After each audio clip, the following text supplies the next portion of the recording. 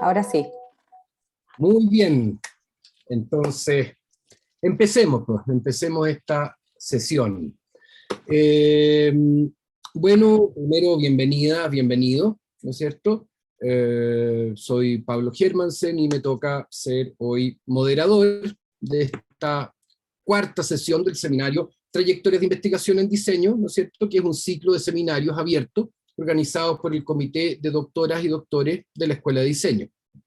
Esta serie surge como un espacio de reflexión y crítica, digamos, entre académicas y académicos de la Escuela de Diseño y de la facultad, con el fin de fomentar la discusión sobre las diferentes perspectivas, métodos y temáticas de la investigación que conviven y se desarrollan, digamos, en nuestro entorno, digamos, un entorno particular, dado que se da más bien una investigación proyectual. Nos proponemos una instancia de discusión interdisciplinaria sobre los modos de hacer investigación sobre, desde y a través del diseño, relevando los alcances teóricos, metodológicos y políticos de la investigación, ¿no es cierto?, en nuestro contexto. En cada sesión, digamos, un miembro del CDD, el día de hoy Silvia Dümer, ¿no es cierto?, presenta su tesis doctoral y cómo esta tesis, digamos, ha influido e impactado en su trayectoria como investigadora, ¿no es cierto?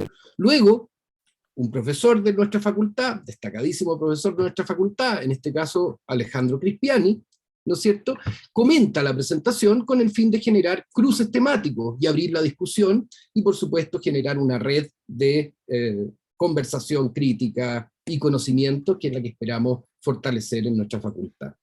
Finalizamos esta sesión con un espacio de preguntas, las que pueden realizarse a viva voz o por el chat. Todo medio es válido.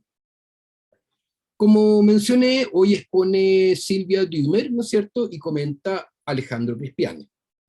La doctora Dümer es diseñadora y magíster en Historia por la Pontificia Universidad Católica de Chile, ¿no es cierto?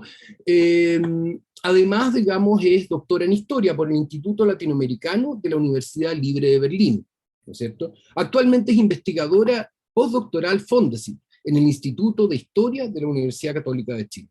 Sus líneas de investigación y publicación se enmarcan en la historia cultural y transnacional de América Latina y se articulan en torno a la diplomacia pública, la propaganda y la construcción de imágenes nacionales en México y Chile durante el siglo XX. De su formación interdisciplinaria, ¿no es cierto?, con su formación interdisciplinaria se ha dedicado intensamente a la docencia en diferentes programas de historia y de diseño a nivel de pre- y posgrado. Podemos mencionar, ¿no es cierto?, entre sus publicaciones, Beyond National Allegiance, Rethinking Soft Power, Identity Politics and Transnational Cooperation in History, un libro en desarrollo, ¿no es cierto?, o el libro Sin tropicalismo ni exageraciones, la construcción de la imagen de Chile para la exposición iberoamericana en Sevilla de 1929, ¿no es cierto? Y los artículos, por ejemplo, verán ustedes Las chozas más humildes, ¿no es cierto?, El discurso de la pobreza en la diplomacia pública cardenalista dirigida a Estados Unidos, ¿no es cierto?, o De quién es la diplomacia pública, el rol del Departamento Autónomo de Prensa y Publicidad en la propaganda exterior cardenista. Por su parte, nos acompaña el doctor Crispiani, ¿no es cierto?, quien es arquitecto por la Universidad Nacional de La Plata, ¿no es cierto?, y doctor en Ciencias Humanas y Sociales por la Universidad Nacional de Quilmes. Ha realizado estudios de posgrado en Madrid y Barcelona, en el área Teoría e Historia de la Arquitectura. Es profesor titular e investigador de nuestra universidad. Desarrolla su actividad docente en la Facultad de Arquitectura, Diseño y Estudios Urbanos, ¿no es cierto?, y ha sido docente de la Universidad Nacional de La Plata, la Universidad de Buenos Aires y la Universidad Torquato Di Tella, Argentina. Perdón la pronunciación. Ha sido guest lecturer and visiting researcher de la Graduate School of Design en Harvard University. Entre sus numerosas publicaciones, me atrevo a destacar el capítulo del libro El agua de la crítica, publicado en Tafuri, digamos, publicado en Tafuri en Argentina, ¿no es cierto? Objetos para transformar el mundo, ¿no es cierto?, publicado en Santiago de Buenos Aires, ¿no es cierto?, y que sus ensayos han sido recopilados en los libros Palabras Cruzadas, ¿no es cierto?, y ARQ Docs, Alejandro Crispiani. Hoy escucharemos la ponencia, yo creo que va a ser muy provocadora, Diplomacia Pública y Significación de la Nación, Chile en el siglo XX. Esta charla, basada en el proyecto Fondesit postdoctoral, digamos, de la doctora Dümer, se basa, digamos, en el proyecto Fondesit postdoctoral de la doctora Dümer, titulado Llevar el nombre de la nación al más alto nivel, la diplomacia pública de Chile desde una perspectiva cultural y transnacional, 1920-1970. ¿No es cierto? Entonces esta charla presenta preguntas respecto a la implementación de la propaganda exterior de Chile a lo largo del siglo XX. Es decir, los relatos con que nuestra joven nación se presenta frente a audiencias extranjeras. Situada la autora en el siglo XXI, ¿no es cierto?, interroga estas narraciones escenificadas a través de soportes visuales y materiales. La evolución ideológica, estética y tecnológica de estas autorreferencias nacionales, cuyo objetivo era posicionar al propio país y su futuro en un mundo donde aún el Estado-Nación se solía considerar como una estructura hegemónica de organización del poder, son puestas en juego por la autora de manera iluminadora, como veremos en breve. Hoy, digamos, nosotros, quienes vemos esta presentación, inmersos en un presente convulso, donde la palabra Chile enmaraña controversias y equívocos, creo que la revisión de estas antiguas visiones de futuro podría y va a ser iluminadora. Así que dejo con ustedes a Silvia para que dé comienzo a su presentación. Muchísimas gracias, Pablo, por esa tremenda presentación. Y muchas gracias también a Alejandro por estar acá comentando, y también a todos mis colegas del CDD por organizar este ciclo. Bueno, voy a partir refiriéndome al concepto propaganda, que es el concepto como el gran paraguas desde el cual yo he estado trabajando y desde donde me he sentido muy cómoda en mi formación interdisciplinaria, que partió con diseño pero después se fue hacia la historia.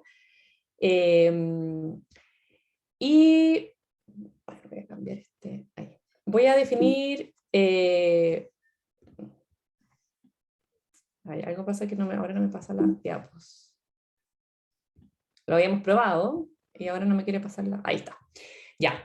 Bueno, yo voy a trabajar propaganda desde una noción amplia de propaganda, porque propaganda suele ser un concepto muy controversial, está muy cargado por cierto tipo de propaganda que generó un estigma muy grande a este concepto, y la gente teme usarlo. Yo voy a usar una definición amplia de propaganda, no porque quiera defender la propaganda, sino que porque quiero incluir dentro de este concepto prácticas que a veces no son consideradas propaganda. Y tomo la definición de Kenneth Osgood, que la define como cualquier técnica o acción que intente influir sobre las emociones, actitudes o comportamientos de un grupo con el fin de beneficiar a su promotor.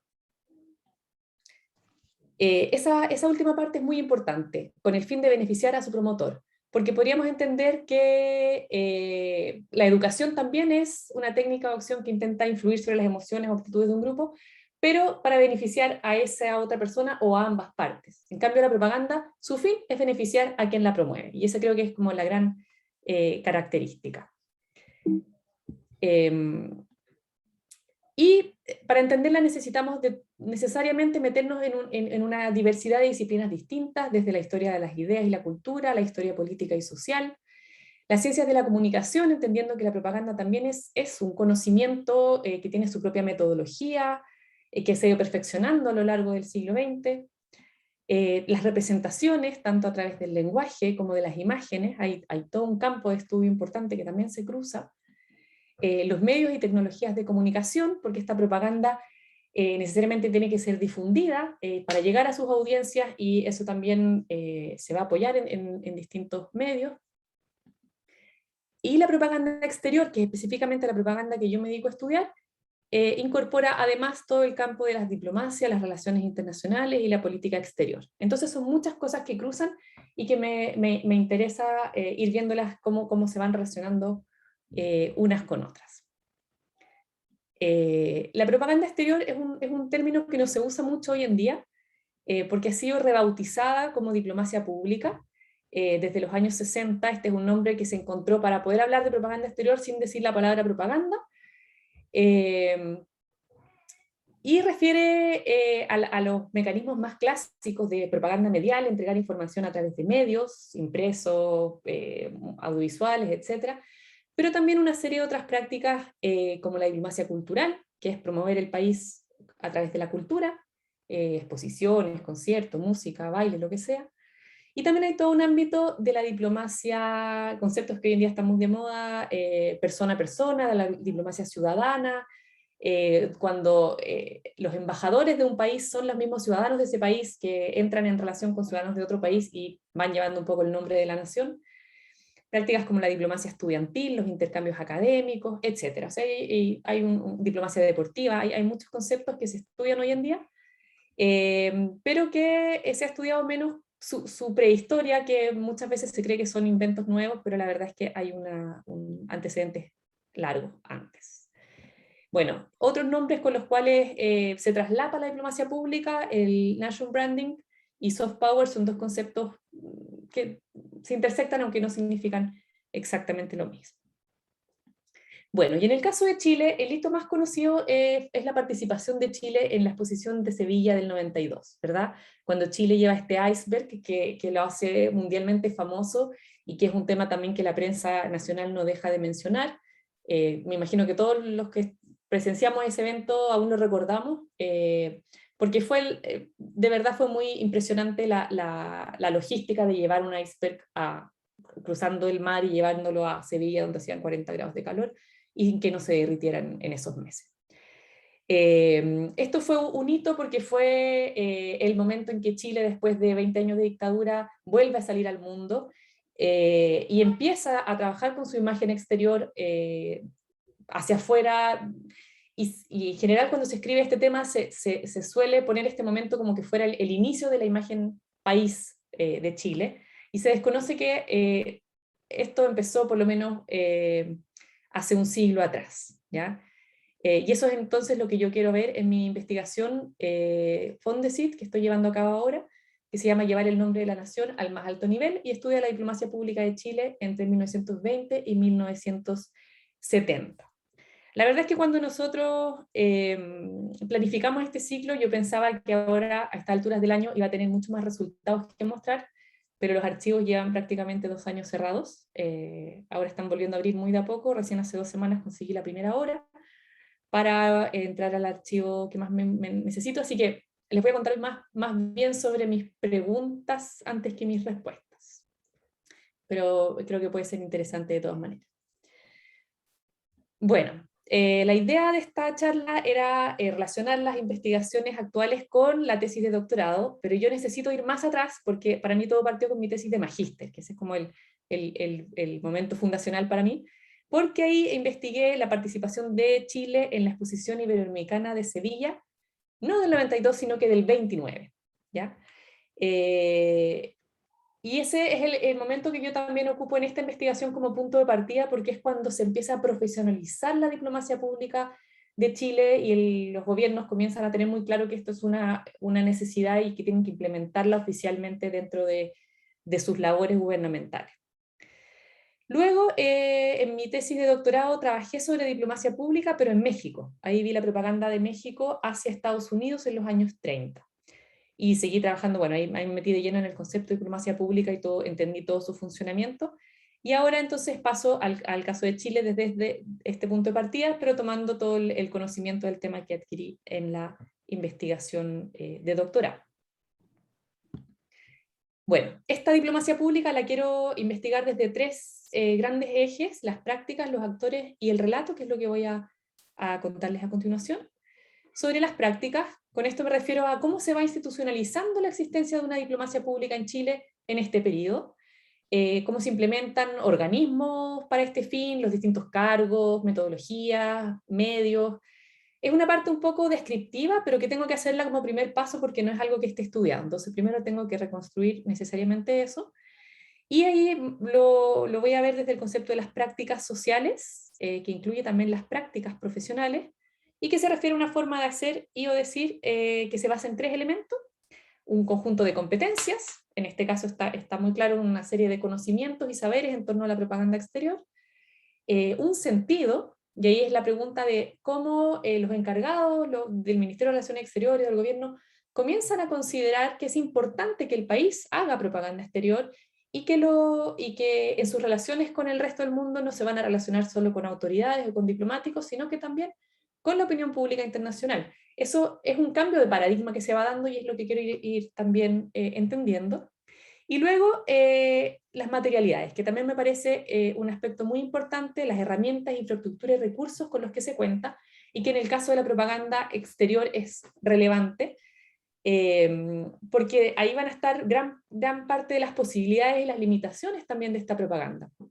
Por ejemplo, en el caso de Chile y México, para ellos poder enviar los boletines de noticias al exterior que querían que sus cónsules hicieran llegar a la prensa de cada país para que publicaran esas noticias que a Chile le interesaba, este envío se hacía por medio de telégrafo o por medio de radio en los años 20, pero no había mucha capacidad de recibirlos, había pocas estaciones receptoras a las cuales las embajadas tuvieran acceso. Entonces, por ejemplo, Chile enviaba al representante en Londres los boletines de noticias y ese representante estaba encargado de redistribuirlos por toda Europa, Asia, África, para lo cual tenía que transcribirlos y enviarlos por correo a sus nuevas destinaciones. Entonces era como un poco un juego al teléfono y cuando llegaba a los destinos final, a veces con tanta tardanza que las noticias ya estaban totalmente obsoletas. Entonces el tema de los recursos, la tecnología para difundir no es menor, ha sido una de las grandes desafíos de la diplomacia pública. En segundo lugar, me voy a centrar en los actores, y aquí lo que me interesa es salirme de una lógica que solamente observa el Ministerio de Relaciones Exteriores, que era el encargado oficial de la propaganda exterior.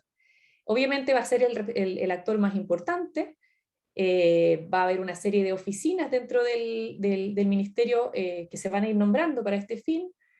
El ministerio va a ir trabajando desde Chile con los representantes en terreno en los distintos países, los embajadores, cónsules, agregados culturales, en algunas ocasiones también ciertos comisionados de publicidad que eran contratados con esa investigación preliminar, es que este rol oficial del Ministerio de Relaciones Exteriores no fue el único, hubo una serie de otros actores que también participaron en posicionar el nombre de Chile en el exterior, y entonces me interesa visibilizar esa alianza y ese trabajo en conjunto entre distintos actores. En primer lugar, tenemos otros organismos públicos que van a aportar, y el más importante de todos va a ser la Universidad de Chile. La Universidad de Chile fue como el Ministerio de Culturas extraoficial de este país durante muchas décadas, y también se hizo cargo de la propaganda cultural hacia afuera desde los años 30. Era la institución que se encargó de difundir la cultura chilena hacia afuera, lideró la Comisión Chilena de Cooperación Intelectual, organizaba los intercambios académicos, las escuelas de verano donde venían muchos estudiantes extranjeros a Chile, e incluso en el 48 se le traspasa oficialmente la labor de distribuir información sobre Chile en el extranjero. Así que la Universidad de Chile, un rol muy importante que lo quiero investigar. Otros organismos como Ferrocarriles del Estado, a través de su propaganda turística, y también la ANCHILE y la Armada, que van a ayudar a transportar propaganda, ya sea material impreso, que también siempre era un problema, cómo se llevan estos folletos a estos otros países, y también a personas. Un periodista que quería venir a Chile para cubrir algún tema y luego escribir sobre eso, o intelectuales chilenos que querían viajar a hacer una gira haciendo charlas sobre el país. Toda esa logística también va a ser apoyada por distintas de estas instituciones.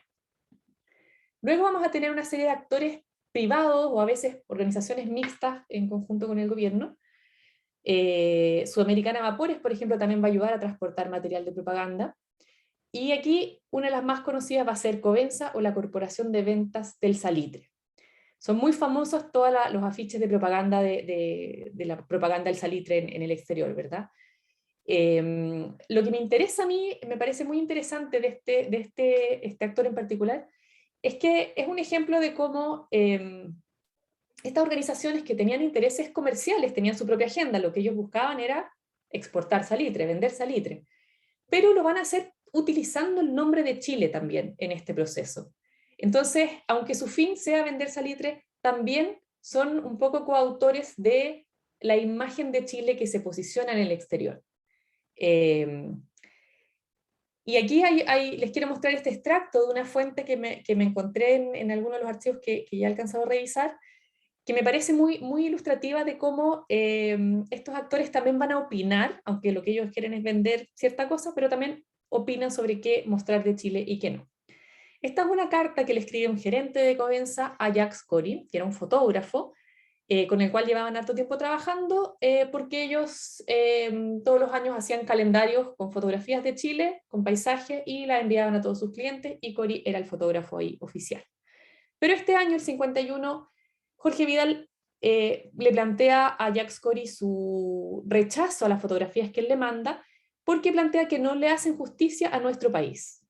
Critica que él fue a fotografiar caseríos en ruinas que son anteriores a Chile, indios bolivianos que existen en nuestro territorio en número insignificante, incluyó festividades anacrónicas, bailes de chinos, tan extraños a la idiosincrasia de nuestro país, incluyó parajes miserables, semi-abandonados, con ranchos y vías de desaparición, y cuando al fin saca una fotografía buena como una del Palacio de Bellas Artes, elige justo el instante en que un barrendero está limpiando delante de la puerta. Entonces aquí le dice que por estas razones ellos no van a adquirir su fotografía. Está entonces teniendo un rol deliberante sobre qué es y qué no es Chile y cómo debiera mostrarse Chile en el exterior. Bueno, y a esto se suma una serie de otros actores extranjeros también, el gobierno norteamericano, Unión Panamericana, que no voy a tener mucho en esto, pero que también van a tener un rol. Mi idea entonces es ir viendo este caleidoscopio de actores que están de alguna manera escribiendo la imagen de Chile en el extranjero, ver cómo se relacionan entre sí. Voy a tomar sí solamente actores que tengan alguna relación con la oficialidad, que estén, aunque sea patrocinados por el Ministerio de Relaciones Exteriores o el Ministerio ocupe material hecho por ellos. Y ver cómo se relacionan. Un poco mi tesis es que acá el Ministerio de Relaciones Exteriores no centraliza todas estas labores, se comunican a veces ellos entre ellos, tienen iniciativas por cuenta propia, y eso diferenciaría el caso de Chile con el de México, por ejemplo, donde sí ahí se trató de centralizar y supervisar todo lo que fuera propaganda exterior. Bueno, y por último, llegamos al relato, donde quiero ver cuáles fueron las ideas, símbolos o imágenes centrales para definir Chile en el exterior. Y aquí dos cosas centrales que quiero ver: cuál es la continuidad de este relato, o sea, ideas de Chile que se van manteniendo pese a los cambios de gobierno, a los cambios de proyecto político, o sea, ideas sobre lo nacional sobre las cuales hay un consenso que trasciende las diferencias domésticas. Y también si es que hay coherencia entre los relatos de nación que proponen los distintos actores, si es que todos apuntan un poco a lo mismo, o hay a veces relatos opuestos que compiten, que se contradicen, o algo así. Bueno, ¿dónde observar este relato? Aquí entra por fin el diseño y la arquitectura como soportes importantes, pero siempre relacionándolos con la historia de las ideas, que es lo que me parece que es como un poco el llamado que quiero hacer a no verlos como algo que está flotando aislado en sí mismo. Y aquí voy a poner como ejemplo el estudio que hice sobre la participación de Chile en Sevilla del 29, donde analicé la significación del relato a partir de distintos soportes visuales y materiales. El pabellón, la arquitectura fue el más famoso, ¿verdad? Pero también el mobiliario del interior, los murales, el montaje de las salas, todas las ceremonias y actividades que se hicieron, la música que se escuchaba dentro del pabellón, los objetos que se expusieron y las publicaciones que se editaron para esta ocasión. Yo, eso sí, no analicé solamente esta significación, sino que la relacioné con los 2 años previos, que también investigué, de organización, donde ocurrió todas estas discusiones sobre cómo había que mostrar Chile. O sea, antes de significarlo, primero se discutió cómo se quería mostrar, y me parece muy interesante relacionar este resultado visual y material con esas ideas previas, que nos dan una serie de matices y nos permiten comprender mucho mejor el sentido de estas distintas significaciones. Por eso ahí estuve viendo todas las discusiones, las cartas que se mandaban entre la comisión organizadora, los embajadores, cartas que se mandaban a la prensa, discusiones en el Parlamento, etc. Y aquí una de las ideas más interesantes que me aparecieron fue el deseo de Chile de diferenciarse del resto de América Latina. El embajador de Chile en España, que escribió mucho al respecto, se quejaba de que los europeos confundían toda América Latina como una sola cosa, y para ellos esto era una enorme selva inflamada y poblada de indios, negros y razas inferiores, en palabras del embajador. Él no es que no estuviera de acuerdo con este juicio, él estaba muy de acuerdo, de hecho, pero consideraba que Chile cabía en otra categoría. Chile era un poco un pedazo de Europa dentro de continente latinoamericano. Entonces, esto empalma con un relato de excepcionalidad de Chile en el continente que tiene muy larga data, que viene desde el momento de la independencia, pero que sí en ese entonces se basaba en la rápida estabilidad política que logra Chile en relación a sus vecinos. Ahora, en la década de 1920, empalma con las ideas propias del contexto intelectual de la época, donde va a ser muy importante, en primer lugar, la idea de raza. ¿Ya? Estamos en una época muy imbuida en teorías racialistas, y entonces en el montaje y en las publicaciones de Chile en Sevilla van a insistir en que se trata de un país principalmente de raza blanca, con muy poca presencia de raza indígena, siempre raza entre comillas, ¿verdad? Donde incluso hay grandes colonias europeas, o sea, un discurso racial absolutamente emblanquecido. Y el segundo aspecto, que es el que me parece más novedoso, es el del ambiente. El siglo XIX en Europa estuvo muy marcado por ciertas corrientes intelectuales tendientes a la idea de un determinismo geográfico, que planteaba que los pueblos que habitaban ciertos lugares eran condicionados por las características de ese medio ambiente, por el clima y por la geografía. Entonces, este entorno marcaba las características de esa población y de alguna manera la determinaba, ¿ya? Y en esta visión había una división muy jerárquica que planteaba que los climas calurosos, los climas tropicales, se relacionaban con el atraso, con la falta de civilización. ¿Por qué? Porque era una naturaleza donde era tan fácil alimentarse, sobrevivir. Uno estiraba una mano y agarraba un mango y se lo comía y dormía siesta, en los prejuicios de la época, que eso no estimulaba el desarrollo del esfuerzo y del progreso. En cambio, en los lugares con climas fríos, con geografías difíciles, la población tenía que esforzarse por sobrevivir, y eso iba marcando el espíritu de esa raza como esforzada, y que la iba llevando luego a la civilización, ¿ya? Entonces, este marco conceptual es muy apropiado por los intelectuales chilenos de la década del 20. Acá varios escritores que escriben sobre Chile replican estas ideas. El calor no estimula el trabajo, deprime el ánimo, y plantean que Chile entonces se diferencia del resto de los países latinoamericanos porque aquí prima un clima frío y una geografía compleja, una geografía difícil. Y esa va a ser una de las ideas centrales que van a tratar de insistir en Sevilla. Por eso el título de mi investigación es Sin tropicalismos ni exageraciones, que es tomado de una de estas mismas cartas del embajador. Mostrémonos sin tropicalismos para demostrar que no pertenecemos a esa parte de América Latina. Y me parece importante recalcarlo, que entonces mostrar el clima y la geografía del país no era un simple dato turístico o un símbolo identitario, sino que tenía connotaciones bastante más complejas, que podemos entenderlas si es que nos metemos en el clima intelectual de la época.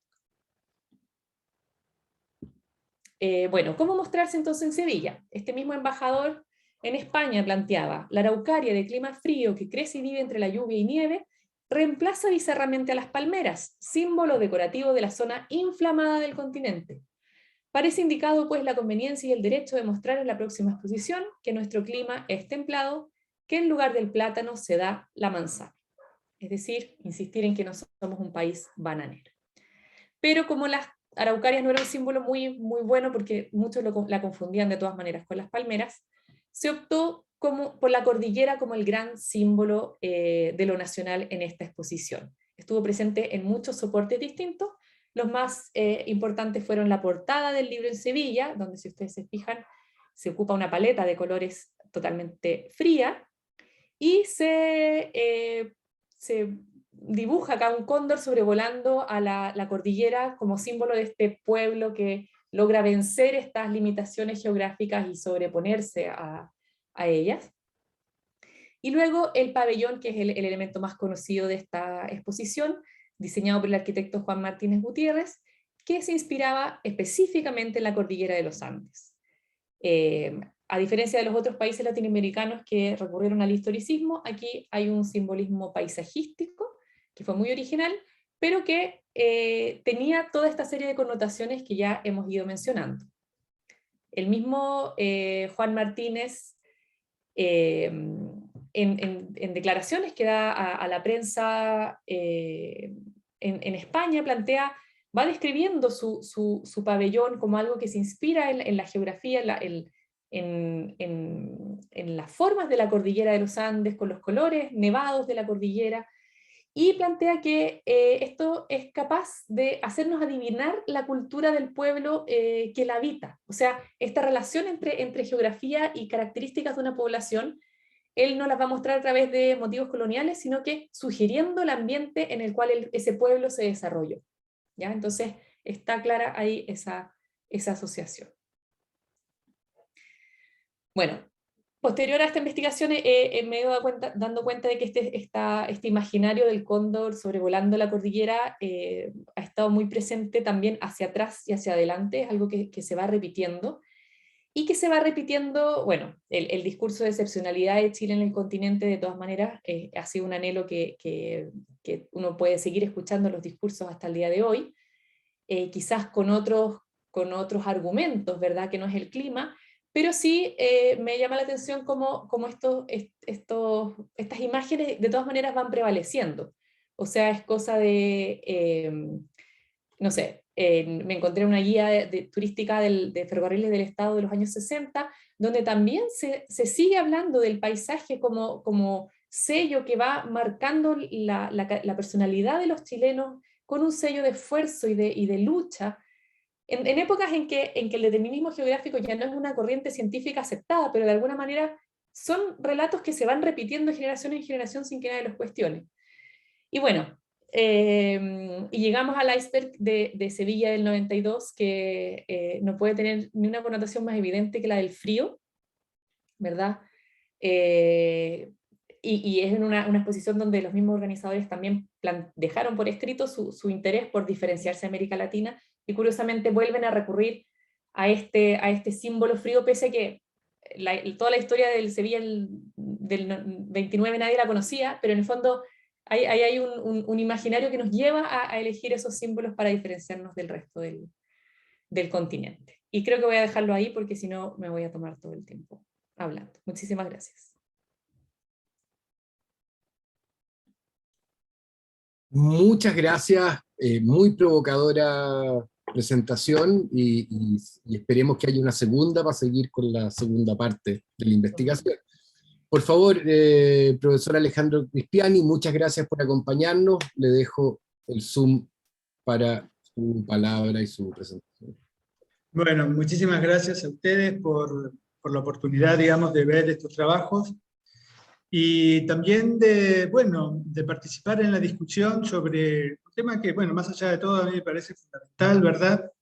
Que es, por supuesto, la historia del diseño, que como podemos ver aquí tiene una potencialidad enorme, ¿verdad? En lo personal siempre me ha fascinado, y tiene esta capacidad impresionante de entrar en montones de temas centrales, en muchísimos casos, desde una perspectiva que, bueno, desde mi punto de vista, tiene que seguir siendo, digamos, tiene que seguir siendo trabajada, ¿verdad? Pero que evidentemente ya muestra una productividad enorme. Así que en ese sentido, el trabajo de Silvia me parece bastante excepcional, en primer lugar, por varias cosas. En primer lugar, por la construcción del tema, ¿verdad? A mí me ha tocado también trabajar en historias de las ideas, y en general, no sé, desde mi punto de vista, yo me encontraba, digamos, con dos tipos de trabajos, que los dos me resultaban complicados de alguna manera de seguir, cuando yo estaba haciendo, digamos, mi trabajo también de doctorado, que tenía que ver de alguna manera con arte, con arquitectura y también con diseño.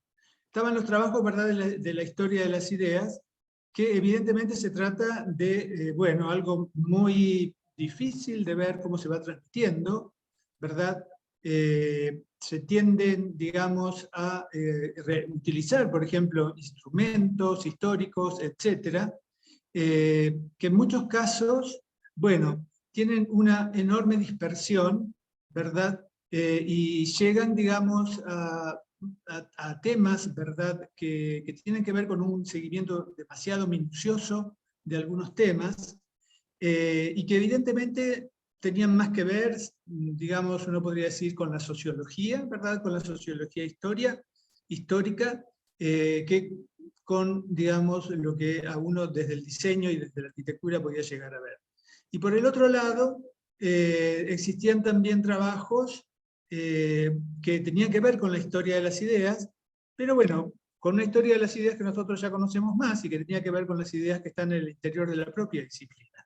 A mí, la verdad es que me interesaban los dos, pero quería hacer algo intermedio, y creo que ahí también está digamos, la gran virtud de lo que está presentando Silvia, ¿verdad? Porque encuentra, digamos, un tema que tiene un alto grado de especificidad, que nos muestra efectivamente cómo estas ideas se van transmitiendo, pero de todas maneras es una, digamos, una posición abierta, son muchos los actores que están interviniendo, los instrumentos, etc.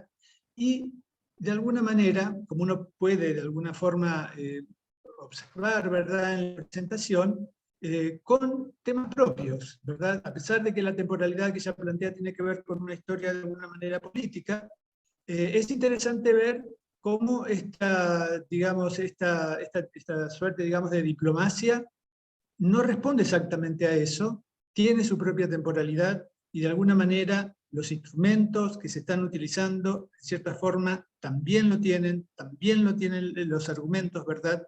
Regímenes políticos muy distintos están, en cierta forma, repitiendo, digamos, argumentos anteriores o discursos anteriores. Entonces, inclusive estas imágenes que se muestran, ¿verdad?, del cóndor con la cordillera, uno las podría seguir encontrando en muchas otras partes.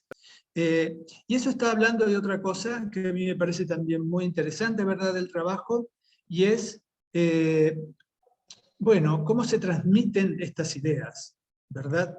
Está el discurso escrito, que siempre es prevalente, en general en historia, ¿verdad? Y en mi tesis de doctorado, que yo la hice en una facultad de humanidades, era difícil hacerles ver que también hay ideas que se transmiten con las imágenes, con los objetos, con el uso simplemente de un objeto, estamos transmitiendo ideas, con una arquitectura, cómo la estamos usando, qué se está mostrando, etc. Y es muy fuerte, tanto verdad como el discurso escrito. Entonces, esa creo que también es una gran virtud que tiene el trabajo de Silvia, que, bueno, enfrenta, ¿verdad?, este otro universo. Y lo interesante es que, bueno, desde mi punto de vista, también nosotros tenemos, ¿verdad?, ciertas tradiciones disciplinares. La arquitectura tiene sus tradiciones, la historia de la arquitectura tiene sus tradiciones, la historia del diseño también, que yo creo que tampoco deberíamos dejarlas de lado, ¿verdad? Tradiciones simples a veces. El estudio, por ejemplo, de los autores.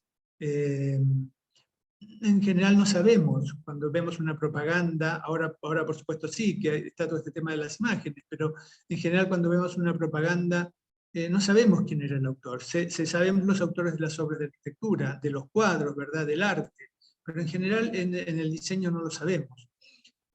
Inclusive las corrientes, ¿verdad?, que están trabajando en el momento en que, por ejemplo, se utiliza el diseño para hacer una determinada propaganda, etc. Quiero decir que estos productos, y esto también pasa con la arquitectura, ¿verdad?, no son dóciles, como uno podría esperar, ¿verdad? Ok, transmiten esta idea, pero también tienen una discursividad, en parte se vio acá, ¿verdad?, una discursividad que tiene que ver con una iconografía, por ejemplo, que se está repitiendo, pero también una discursividad al interior de la disciplina. Están expresando ideas de modernidad o no, están, digamos, abriéndose a ciertas corrientes digamos, formales dentro del diseño, las formas, por ejemplo, de utilizar las tipografías, etcétera, quizás no de una manera profesional, pero es un ejercicio del diseño, finalmente. Y eso también creo que tiene que ver con esta discursividad, que tienen las imágenes, ¿verdad?, que tienen los objetos, que tienen la propia arquitectura. Y me parece que ahí hay un conocimiento que viene de la historia del diseño que se debería poner en práctica, ¿verdad?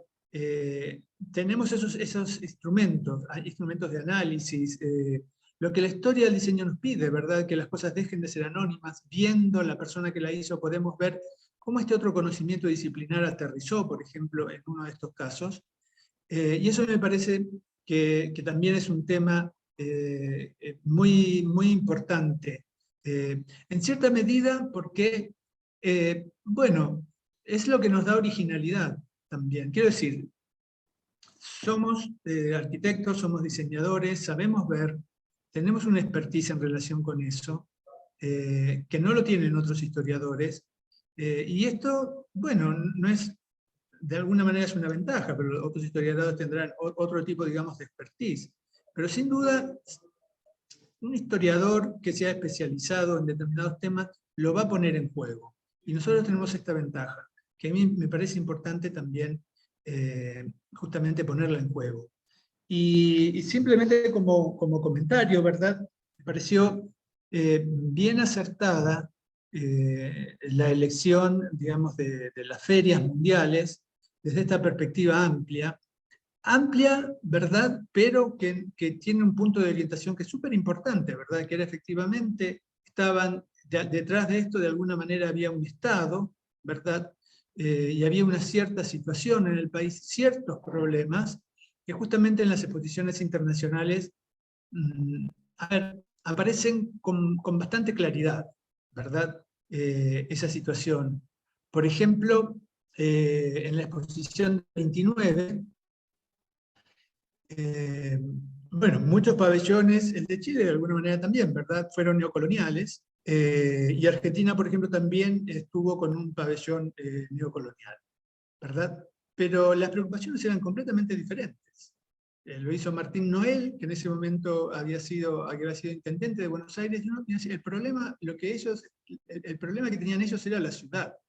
Entonces, y era, de hecho, se recurre, ¿verdad?, a la arquitectura neocolonial en una clave, es lo mismo, pero una clave completamente diferente, ¿verdad?, a Chile, que el pabellón chileno se refiere a una geografía, es una sumatoria de cosas, tiene un carácter bastante pintoresco, y hace, digamos, una manipulación, ¿verdad?, de la arquitectura colonial particular, se la hace decir ciertas cosas, ¿verdad? Y en el caso de Argentina, por ejemplo, se hace también una cosa completamente austera, pero la idea es que esta arquitectura blanca, digamos, sin ornamentos, con volúmenes puros, etcétera, que había estado en los orígenes de Buenos Aires, hacia eso había que volver. Y había que dejar de lado toda la arquitectura, ¿verdad?, de finales del siglo XIX, el historicismo, que con cúpulas, que era una mezcolanza, ¿verdad?, de estilos. Y detrás de eso había una crítica a la inmigración descontrolada de todas partes del mundo, y era un discurso de vuelta, digamos, a los valores de la colonia, podríamos decir, españoles de alguna manera, pero era un discurso, en algunos casos, un poquitito antieuropeo, ¿verdad? Pero bueno, los instrumentos, finalmente uno puede decir, bueno, ok, uno puede ponerlos, en la historia de la arquitectura aparecen, ¿verdad?, como ejemplos de neocolonial, que no está mal verlos desde ese punto de vista. Pero evidentemente cuando se lo pone, digamos, en otra perspectiva, empiezan a decir cosas completamente diferentes. Y creo que en ese sentido el trabajo tiene muchísimo, ¿verdad?, que aportar. También se podrían decir cosas, ¿verdad?, del pabellón de Sevilla del año de la Expo Sevilla del quinto centenario. Bueno, es una pieza impresionante, o sea, de hecho se lo puso también como el inicio de la nueva arquitectura chilena, ¿verdad?, que pone fin a la arquitectura un poco posmoderna que se hacía durante la dictadura, y a partir de ahí la arquitectura chilena digamos, como que recupera un poco su fuente, y de alguna manera fue así, ¿verdad? Y produjo un impacto dentro del campo disciplinar grandísimo, ¿verdad? Yo me lo acuerdo perfectamente. Era prácticamente el mejor pabellón de la Expo Sevilla, y tenía por detrás todo un discurso tecnológico. Y claro, y cuando uno entra a ver el discurso del propio arquitecto, ¿verdad? En este caso José Cruz Ovalle, a él nunca le gustó que metieran ese pedazo de hielo dentro de su pabellón, porque su discurso era un discurso que tenía que ver con lo templado, ¿verdad? Cuando los españoles llegan a América, hacen interiores, y estos interiores son templados, se defienden del frío y también del calor, y introducen el espacio interior que supuestamente los pueblos originarios no tenían. Entonces, a él no le gustaba para nada, ¿verdad? Ahora, sí tenía un discurso en relación con la técnica, ¿verdad? La madera ya no es el material tradicional, es un material sometido a un proceso de transformación que hace que pueda hacer curva. La madera es muy raro que pueda hacer curva, ¿verdad? Pero se usan maderas laminadas, etcétera, etcétera. Y ese tema, ¿verdad?, de país finalmente, ¿verdad?, moderno, que quiere borrar lo ocurrido durante los años 80, etcétera, etcétera. Creo que, claro, cuando uno lo ve justamente en este tema de la diplomacia y de la propaganda, podríamos decir diplomática, adquiere un sentido completamente diferente. Y es muy interesante también lo que aparece en tu tesis, o lo que pude leer, y también en la presentación de ¿verdad?, al Fondesit, cuando estas cosas no encajan muchas veces, ¿verdad? Estos discursos no encajan, no tendrían por qué hacerlo, y lo mismo uno podría decir con las ideas y con los discursos que vienen desde disciplinas tan variadas como la propia arquitectura, como el diseño, inclusive también la artesanía, etcétera, etcétera. A mí me parece, la verdad, que un trabajo súper interesante, súper valioso, y bueno, ojalá que siga.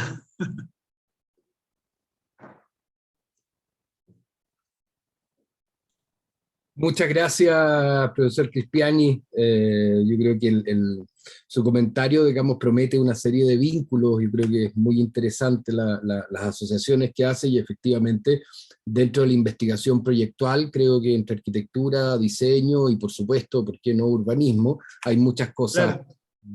que asociar, ¿no es cierto? Así que estupendo.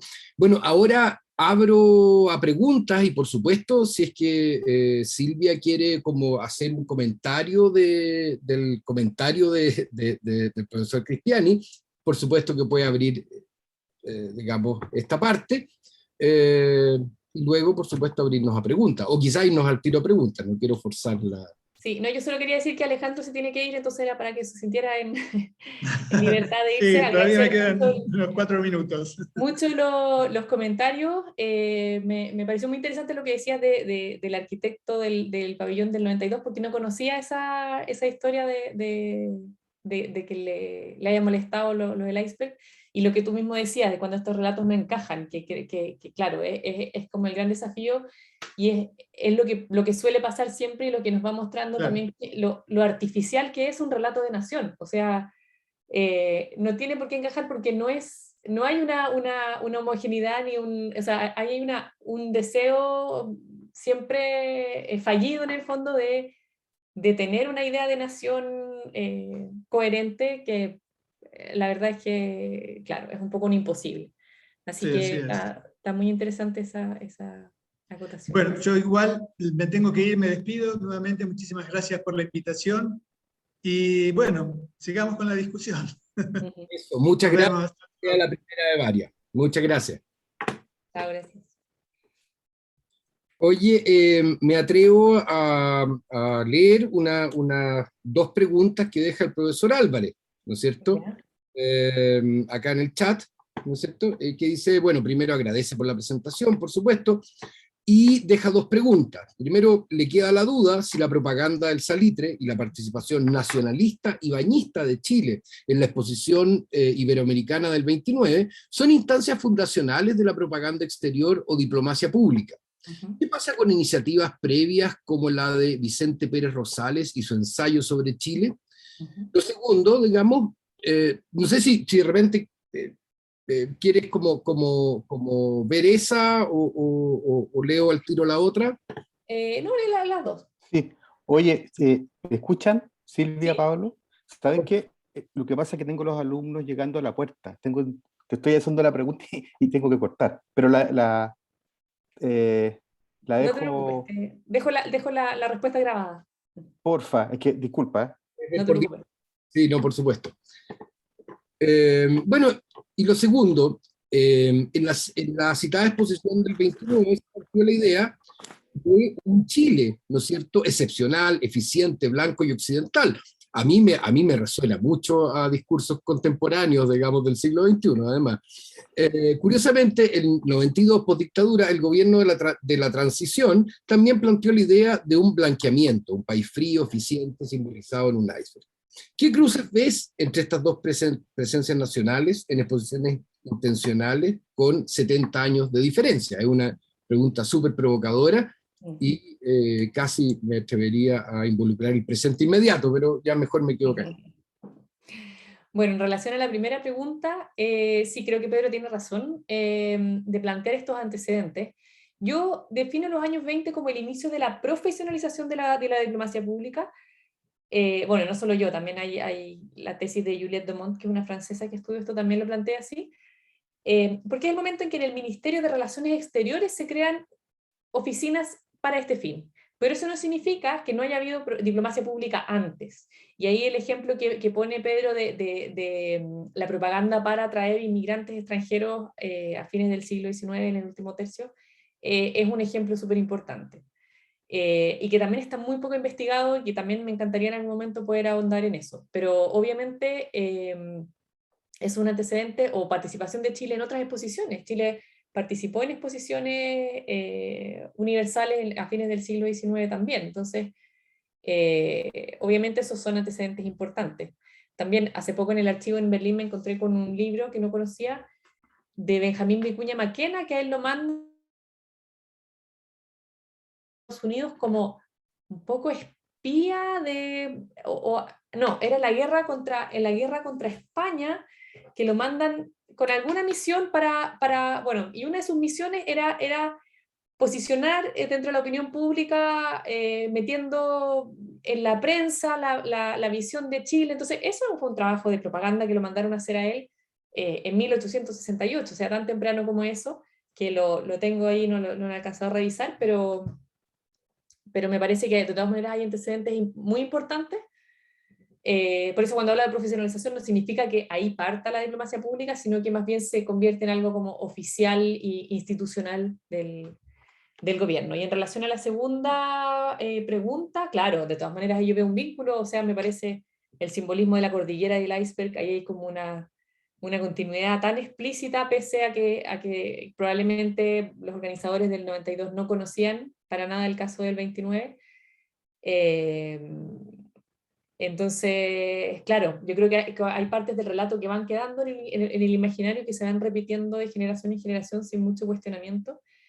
Y el deseo de diferenciarse de América Latina es esa constante más explícita hasta el día de hoy. O sea, uno la sigue escuchando en los discursos en prensa todo el tiempo. Entonces creo que es mucho más, muy vigente todavía ese discurso.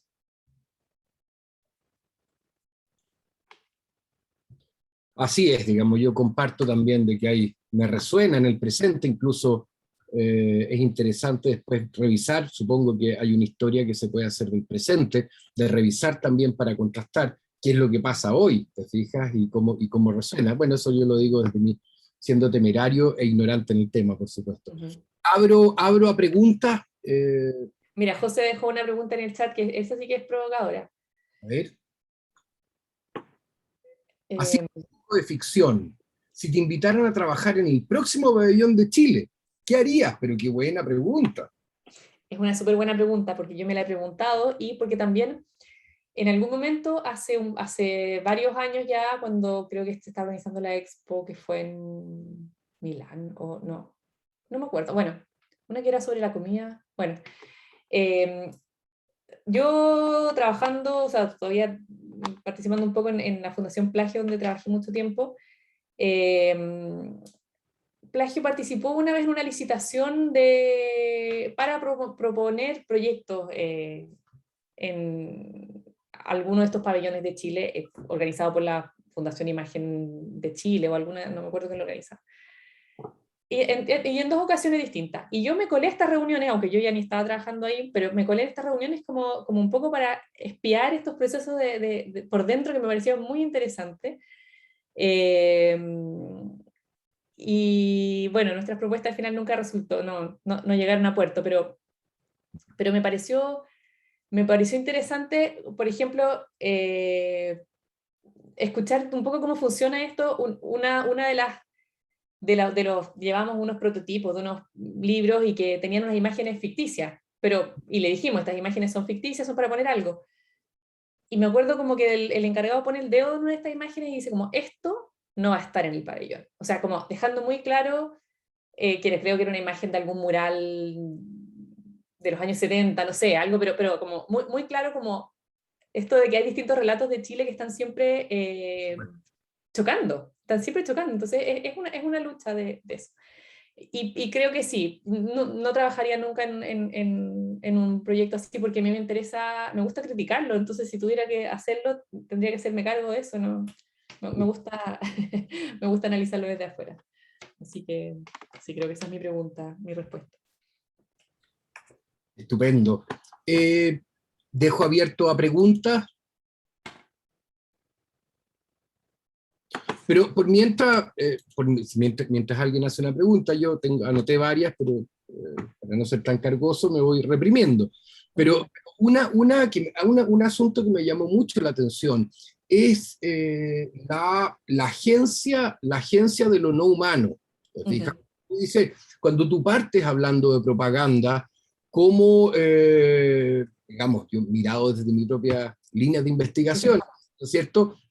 Cómo la tecnología, digamos, era no solo vehículo, sino que también traía un fin que incluso podía estar, digamos, de cierta forma, distanciado de sus creadores. Entonces, hay una agencia de lo no humano, de lo tecnológico, te fijas, también de las creencias, ¿no es cierto?, digamos, incluso de lo religioso, que puede estar rodeando esta cosa. ¿Cómo, no sé si tú te has metido más, digamos, en estos como mapeos más horizontales de actores a través de la historia?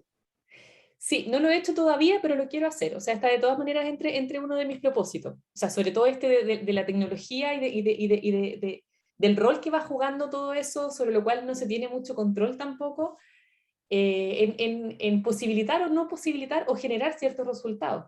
O sea, creo que ese es un aspecto súper importante que es totalmente inseparable de estas iniciativas de propaganda exterior. Y también, claro, otro de un poco de la visión que le quiero poner es esta generación de redes. O sea, yo aquí planteé los vínculos entre los distintos actores que organizan, pero hay todo un mundo de una propaganda no medial que tiene que ver con propaganda que se va construyendo a partir de relaciones o interacciones humanas, que también me parece súper interesante. O sea, yo ahora lo tenía muy desarrollado en mi propuesta, creo que ahora lo voy acotando un poco porque ya me di cuenta que no puedo hacer todo lo que prometí, pero me interesa, en el fondo, los cónsules afuera, las relaciones que empiezan a establecer con quienes, con asociaciones, con organismos, con personas influyentes de ese país, con la comunidad migrante, con los chilenos en diáspora, con otro tipo de organizaciones. ¿Cómo se va generando toda esa red de interacciones y de contactos que son también una forma de hacer diplomacia pública y de ir transmitiendo cierto mensaje y de ir posicionando cierta imagen? Me parece muy interesante de reconstruir y muy difícil de reconstruir también, pero me interesa sobre todo también porque en el discurso actual de la diplomacia pública, no sé, de embajadores actuales chilenos que han escrito como de que hoy en día que se llama la network diplomacy, Antes los cónsules solamente se juntaban era lo que se le decía la club diplomacy, con sus pares, en cócteles, y esas eran sus relaciones. Y hoy en día no, hoy en día se relacionan con la comunidad. Esa es un poco la idea que tienen los cónsules actuales, y no es verdad, porque ya en los años 20 hay indicaciones del gobierno: júntense con las asociaciones de empleados de no sé dónde, con los profesores de colegios, júntense o sea, penetren en las culturas de sus comunidades. Y claro, me parece como curioso de que todo eso quede tan olvidado y todos sienten que están siempre inventando la rueda. Claro. Así es. O sea, la imagen que tú colocas es de una frontera súper permeable. O sea, no es que haya una imagen proyectada, digamos, en una cosa impermeable que no se toca, sino que más bien se está haciendo, deshaciendo y rehaciendo todo el rato a través de contingencias, intereses privados, te fijas, medios de producción, relaciones de poder, y eso suena sencillamente fascinante. Ojalá te abran de par en par luego los archivos para que puedas con las manos en la masa, digamos, a develar estas cosas. Y yo por lo menos me quedo súper entusiasmado de seguir conociéndolas y estoy muy feliz de haberte escuchado y por supuesto haber escuchado los comentarios del profesor Cristiani. No sé si hay alguna otra pregunta, siendo, digamos, 10 minutos pasada la hora. Podría seguir preguntándote cosas toda la tarde, pero podría ser un abuso tanto para Silvia como para el resto. Así que no sé si alguien si no hay más preguntas, agradecer, digamos, a Silvia, agradecer a Alejandro, a los asistentes, a la organización, digamos, a que esto quede grabado y pueda ir creando, digamos, un sustrato fértil para poder conseguir a la Coto, a la Jazz, por supuesto, sin todos los actores, digamos, la red no se sostiene, y ojalá que estemos aportando a un sustrato sólido de investigación, no solo dentro de la Escuela de Diseño, sino que con redes extendidas, ocupando algunos conceptos que hemos trabajado ahora. Así que muchísimas gracias, Silvia, y espero continuar luego esta conversa. Muchas gracias, Pablo, y a todos los que participaron. Ok, ya. Gracias. Chao, Hasta luego. chao. Chao.